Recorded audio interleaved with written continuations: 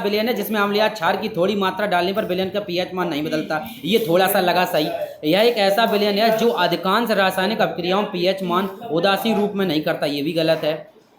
Methanoic अम्ल का विलयन प्रभावी बफर विलयन होता है। ये भी गलत है। तो ऑप्शन नंबर 20 सही है। ठीक है, यह एक ऐसा विलयन है जिसमें तो हम अल्प मात्रा में अम्लीय क्षार मिलाने से उसके पीएच मान में कोई परिवर्तन नहीं होता। उसे हम बफर विलयन कहते हैं, बफर विलयन या सॉल्यूशन कहते हैं। क्लियर है? इतनी बात क्लियर हो गई। चलो आगे देखो, अब हम क्या करेंगे बेटा। चलो अब हम यहाँ से देखें अगला प्रश्न। अगला प्रश्न है खाने के बाद लार का पीएच मान कितना होता है। क्या पूछा? खाने के बाद लार का पीएच मान कितना होता है। ये पीएच मान की जो टेबल है उससे थोड़े थोड़े कुछ जो इंपॉर्टेंट है वो रट लो। ठीक है, बाद बाकी तो रट ही नहीं सकते। ठीक है, चलो खाने के बाद लार का पीएच मान कितना है। तो याद रखना खाने के बाद लार का पीएच मान होता है 5.8 होता है। खाने के बाद लार का पीएच मान कितना होता है माय डियर स्टूडेंट? 5.8 होता है। अगला है शुद्ध जल का पीएच मान कितना होता है। ये तो सब लोगों को रटा होगा हमारे अलावा, हमें नहीं पता और आपको तो पता होगा। शुद्ध जल जो होता है बेटा, उसका शुद्ध जल कैसा होता है? शुद्ध जल उदासीन होता है, इसे बिसलेरी का पानी बोलते हैं। ठीक है, शुद्ध जल उदासीन जल होता है, न्यूट्रल होता है, जिसका पीएच मान 7 के इक्वल 7 के बराबर होता है। आगे देखो अगला प्रश्न है हम यह कैसे जान सकते हैं कि कोई विलयन अम्लीय है। कोई विलयन अम्लीय कितना सरल था। यदि किसी का पीएच मान 7 से कम है तो अम्लीय, 7 से अधिक है तो क्षारीय, करेक्ट 7 है तो उदासीन या बताया था न्यूट्रल। चलो आ जाओ, तो कितना है अम्लीय है तो यदि पीएच मान 7 से कम है, कम वाला है तो अम्लीय, 7 से अधिक है क्षारीय। चलो आगे चलो, अगला प्रश्न है यदि कोई विलयन क्षारीय है तो लिटमस टेस्ट का परिणाम क्या होता है। हमने तुम्हें खूब रटाया बेटा।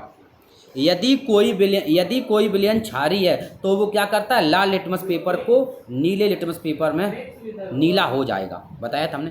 यदि कोई विलयन क्षारीय यानी क्षारीय विलयन को लगाने पर लाल लिटमस पेपर को नीला कर देता है और अम्ल नीले लिटमस पेपर को लाल कर देता है। सही है। आगे देखो अगला है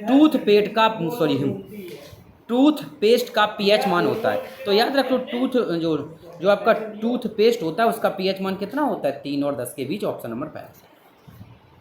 अगला है शुद्ध अल्कोहल का पीएच मान कितना होता है। तो शुद्ध अल्कोहल होगा, ध्यान समझना, शुद्ध जो अल्कोहल होता है, शुद्ध अल्कोहल का पीएच मान होता है 7.33। राइट, शुद्ध अल्कोहल का पीएच मान कितना होता है? 7.33।